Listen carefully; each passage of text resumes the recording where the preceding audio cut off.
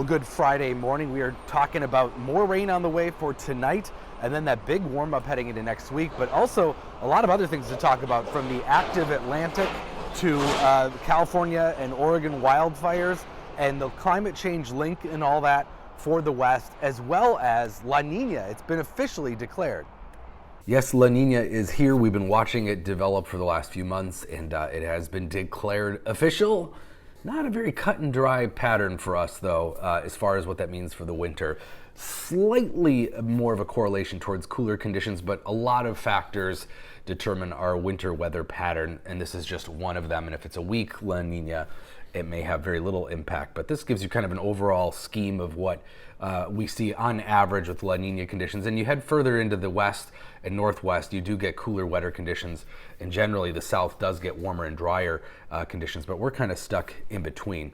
And the trend has been really very subtle here. In dark green is the Twin Cities, and that average is about 1/4 of a degree Fahrenheit below normal. So again, a very subtle difference. This is what we've been seeing with moderate La Nina conditions. But the other big story going on, of course, is the fires in the west. Tons of smoke.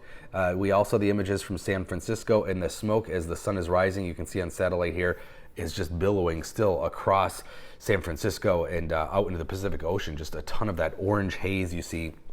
That is smoke, and this is one of the models that we use to forecast where smoke will go. This is from NASA, and you can see how the white areas on the west coast is just thick smoke all up and down.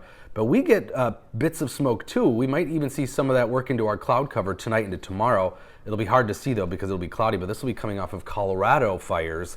So as we get those upper level winds varying and shifting, we will see some smoke, and the model by next week brings in some of that smoke from the west, maybe just north of Minnesota. So as long as those fires are going, large areas of smoke are going to be going around kind of back and forth. And there is a climate change element to this.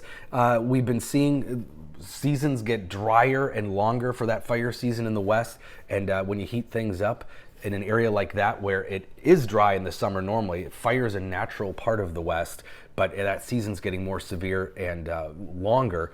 And so there's almost double the amount of fires and acreage burned as a result of climate change compared to what we would be seeing. So I dive into both La Nina, what it means for our winter, and the California fire season more in 2 separate videos I made because it is so complicated. So make sure to follow those links, and you can learn more about what La Nina means for our winter, and also more about the climate element of those fires and the smoke that we're seeing out in the west. But the story for us is rain. Boy, they would love that out west, but we've got some more showers on the way. We saw our one day of sunshine yesterday, some showers coming in from Iowa, and you can see pushing into eastern South Dakota, Nebraska.